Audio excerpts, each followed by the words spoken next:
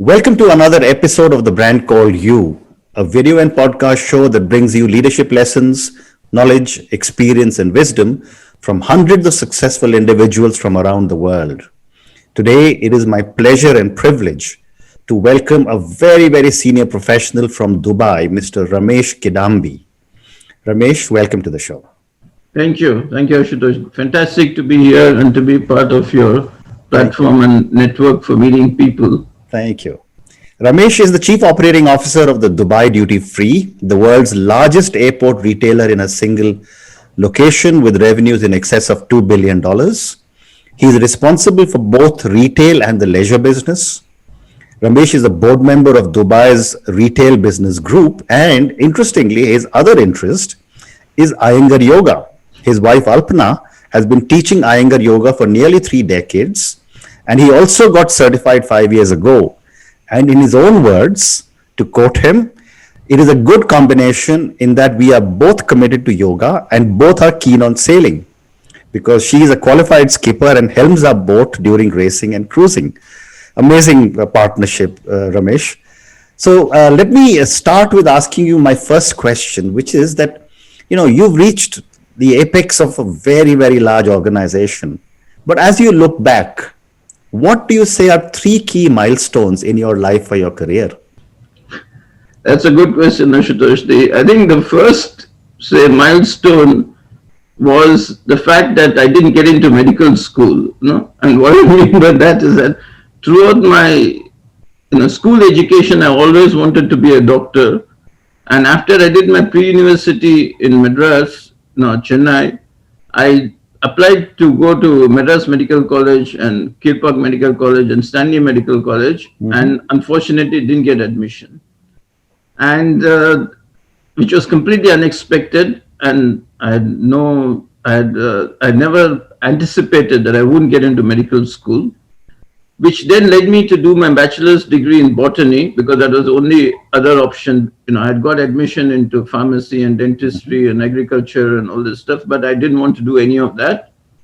And then eventually landed up applying for an MBA program and going to the US to do my MBA. Okay. So the first real, milestone in that sense was not getting into medical school and getting into an MBA program.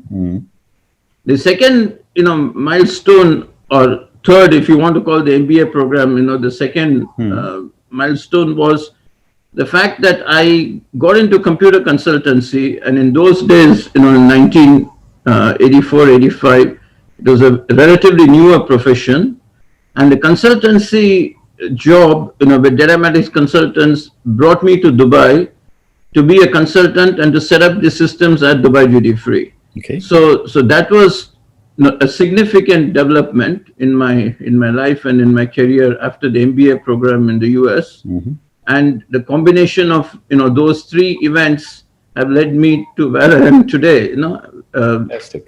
And in the role that I'm in today. Fantastic.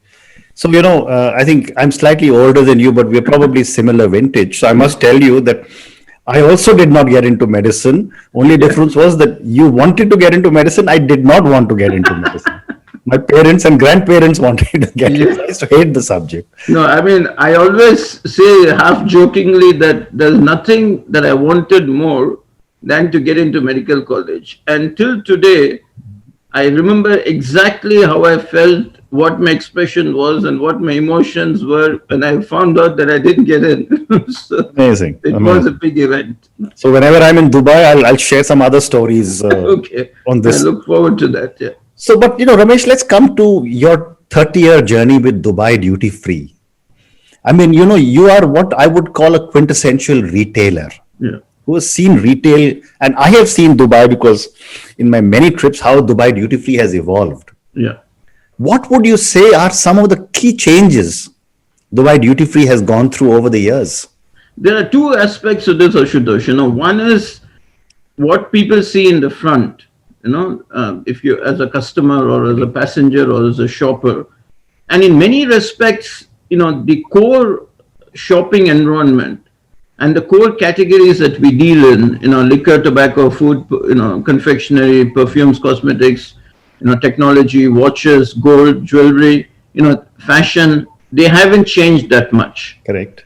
But what has changed, in a retail sense, is the fact that the brands have become more and more stronger, and the brands increasingly want to, let's say, want to express themselves in a retail environment in the way that they think is best. So you see the prominence of the brands much more, and you see brand boutiques, like a Chanel boutique or Gucci boutique or any of the big brands more present. And even in our perfumes and cosmetics offer or in a fashion offer, you see the brand come across much more within the Dubai Duty Free brand. So if I go back to the 1990s, Dubai Duty Free as a brand would have been extremely strong, and we wanted you to feel that you were in Dubai Duty Free, that you were not in a random collection of brands in a nameless or a faceless retailer. We wanted you to feel that you were in Dubai Duty Free. Correct. Today in 2020, we want you to continue to feel that you're in Dubai Duty Free, but it is a fact that you would see the brands much more. So in the front office, that has been a big change, and in the back office, there's really been technology.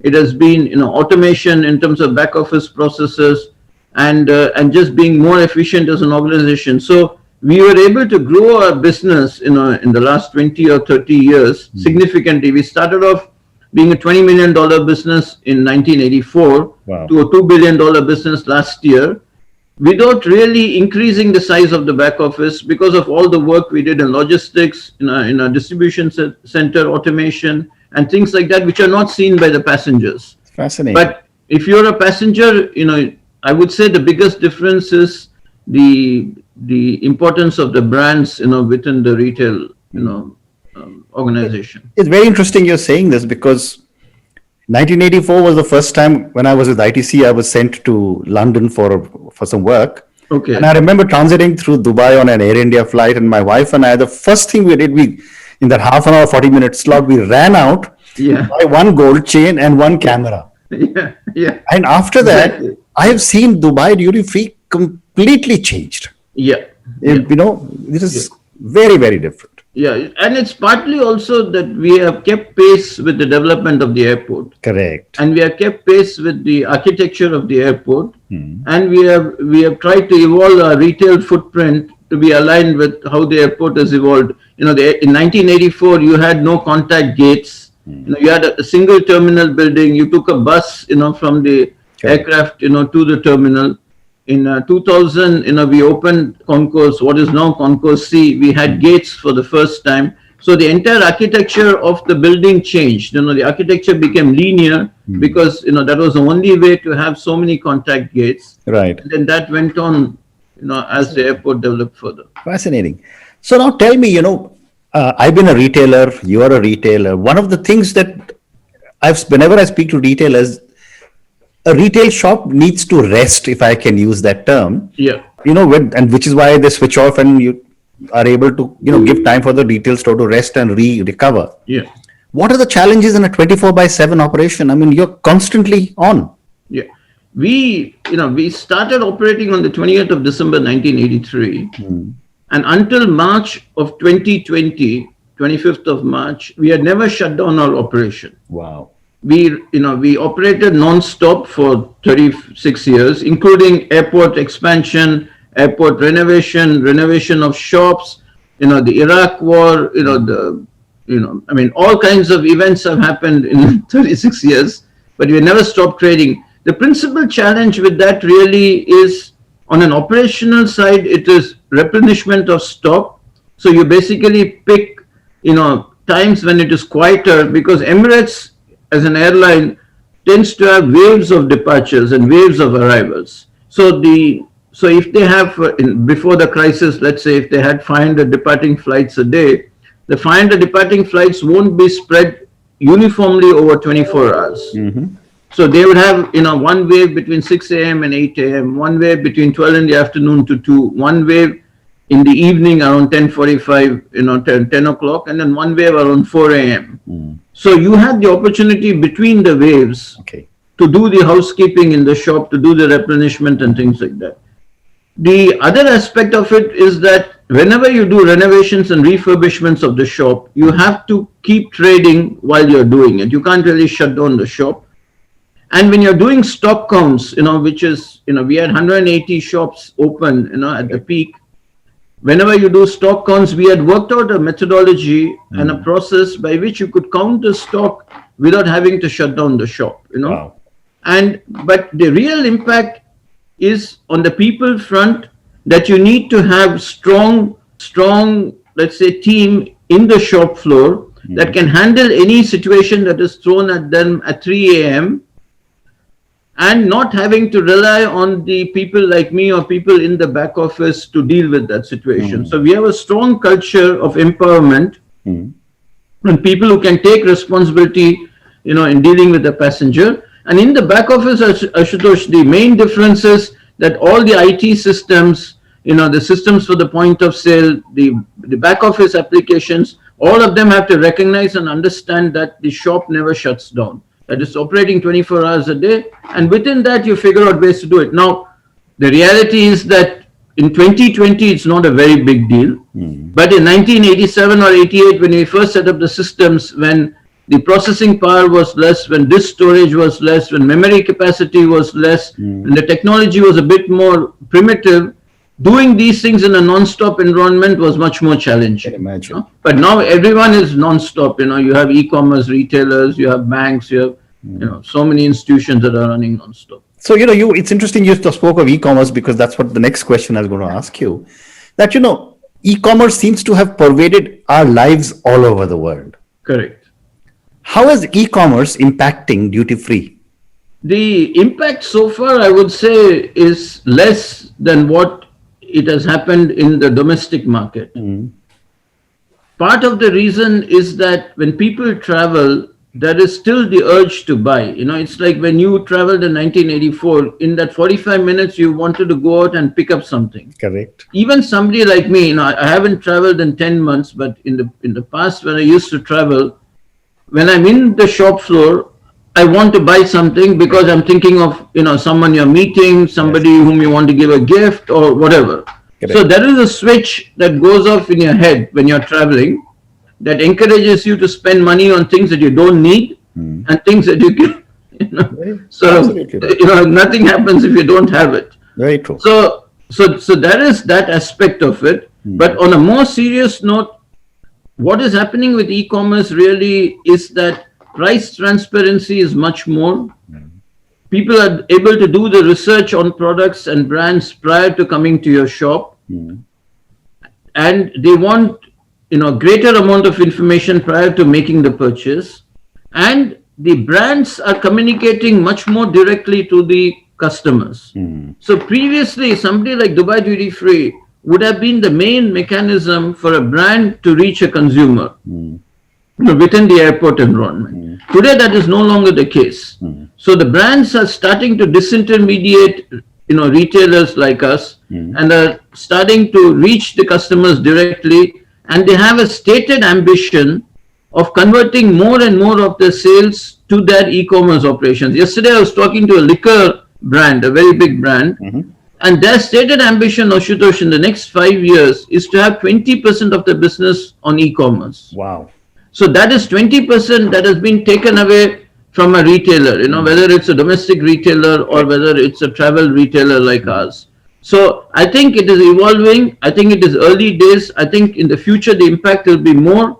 But there are certain categories and certain products where physical retailing still has an advantage. But we cannot be complacent and we cannot say to ourselves that this is something that others will suffer and we won't suffer.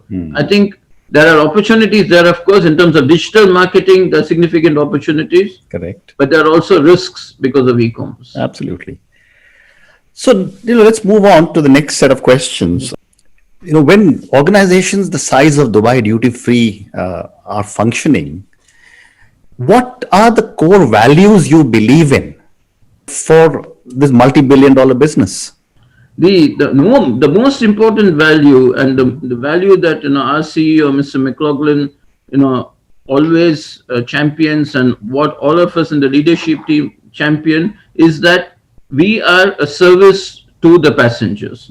We don't see ourselves as a retailer who's there to just to make money. Correct. We genuinely believe that since 1984, we have provided a necessary service to passengers, because passengers may come from regions where products are not available, maybe they may be in Dubai for 2 days, but they didn't have time to shop. They arrive at the airport, they want to pick up something for someone. So it's an important service. We have pharmacies, we have all kinds of products besides the traditional sort of liquor, tobacco, food, confectionery, perfumes, cosmetics kind of business. So as an organization, the first thing is that we are there to provide a service.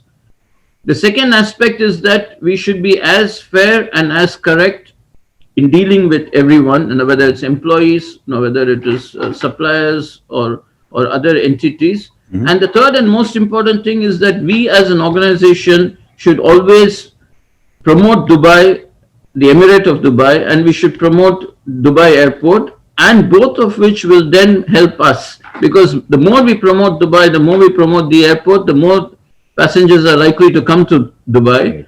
And they might spend some money while they're with us. Interesting. So the promotion of Dubai, being fair and correct in our dealings with entities and people, and always remembering that we are a service to the passengers, is what I would say the three important values that the organization has. Well said.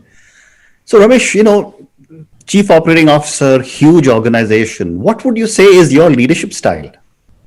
My leadership style is probably best described by people, whom I work with. Correct. But if I were to sort of put myself in their shoes, what I would say is that my style has been a combination of trying to do things every day that helps the team that is working with us, rather than make life difficult for them.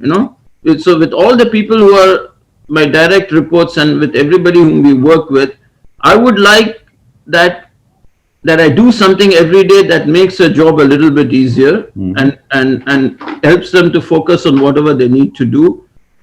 That I believe that my style is to have a combination of delegation, that you let people do the stuff, but yet at the same time, I don't believe in abdication. I don't believe that you should be so detached and you should be so far away from the work that others are doing that you don't really engage and you don't really help them in situations where help is needed. Okay. And in a retail business, it's inevitable that you have to be detail oriented. Okay. You cannot really operate, at such an abstract level that you don't have sight of the business, you don't have sight of what's happening with customers, you don't have sight of the merchandise that you have, the shop layout, the fittings, all of those things are important. So you have to be, so I think I try and have a blend of being detail oriented, to do some amount of delegation, but not completely be detached, and to really help the team every single day. If I can do that, then I'm doing well. Fantastic. So let me move to a few questions for you personally. Yeah. 3 decades with the Dubai Duty Free, you do yoga, sailing, a very, very full life. What does success mean to Ramesh? It does not mean much to me, Ashutosh. So, in the sense that, my attitude has always been do whatever you are doing to the best of your ability. I don't like sloppiness. I don't like doing things improperly. So do things as well as you can. And then whatever the outcome is, which is quote unquote success, let that follow. But, true success in a situation like mine really is peace of mind. If I can have peace of mind, that is fantastic, But in a worldly sense, I don't really think too much about success or think too much about positions, because, the title that you have, the position that you have, these are all transitory things, and one day they will not be there, So peace of mind and having, let's say, and being able to separate, the role that you play in an organization like this from the individual that you are, that is the kind of sort of things that you aspire for, rather than chase some particular, goal to satisfy your ego. Very interesting. And therefore, a follow-up question to that is that where do you draw your inspiration from? I believe and I feel strongly that I am self-motivated, that I like to do things well for the sake of doing things well. So, and I'm, very privileged, to be in an organization where the opportunities are there to do different things. And, we have a CEO who encourages people to try out different things. And you have a culture that supports, the people in the team and supports, each other. Okay. So you are happy, when the organization does well. You are happy when the people whom you are working with, they do well. Of course, you are stressed, when you have situations like now, when you have COVID and, all the massive impact it has had on businesses like us. But at the end of the day, you have to wake up in the morning and you have to come to work and you have to be motivated to do what you need to do because there is an internal desire for you to do it. Okay. So I think self-motivation, and because the problem, Ashutosh, is this, that, and I always say this to all my colleagues, people in management roles, people like myself or people like my boss or people or anybody else, if we do 80% of what we should be doing, no one can detect it. If we do 20% of what we should be doing, there's a potential for being detected and you might lose your job. Right. But if you're doing 80% and not 100%, nobody can detect it. And what makes people do 100% instead of 80% is really self-motivation. There's no amount of checks and compliance and monitoring and all of that which can make a manager perform to his best level if he doesn't have the motivation to do it. Correct.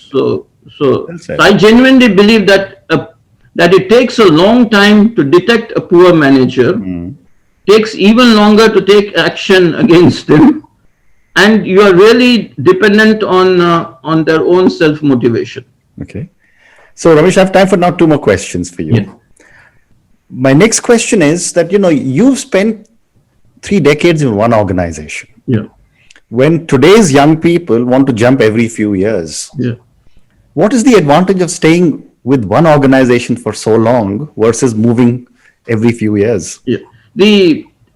I was fortunate, and it's a result of the culture that our boss has, that I did many different things in the 30 years. And I looked after IT, then I took over logistics, I looked after projects, development, construction, variety of things over the years. So my job content changed substantially over the years. So I never really did the same quote unquote job for too long.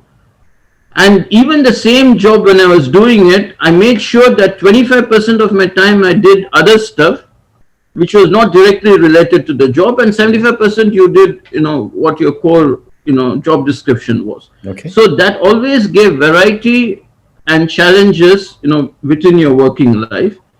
And the advantage of doing this is that you are very fluent and you are very capable in terms of dealing with issues, situations, problems, hassles, difficulties that come by, and you can be very quick in your actions. Okay. The disadvantage, of course, is that it's easy to develop a particular frame of reference and to think that, that is the only frame of reference. So people who switch organizations, come across different sets of people and come across different ways of looking at things, which people like me may or may not do. And it's easy to be complacent. But I think for an organization of our size, we had 6,000 employees at the start of the crisis. The advantage of having managers who have spent a long time in the organization is the expertise, the experience, understanding of the organization, the history of the organization, and all of that, which is not easy to come by. If somebody presents a problem to me today in a work sense, I can be much faster in resolving it because of accumulated, knowledge than somebody who's relatively new to the position. Absolutely. It's, you've got the institutional knowledge, which has been there for a long time. Yeah.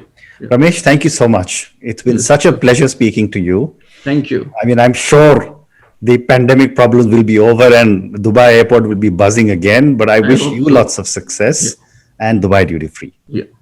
Thank you very much. Thank you, Ashutosh, for inviting me to be on your podcast. Thank you.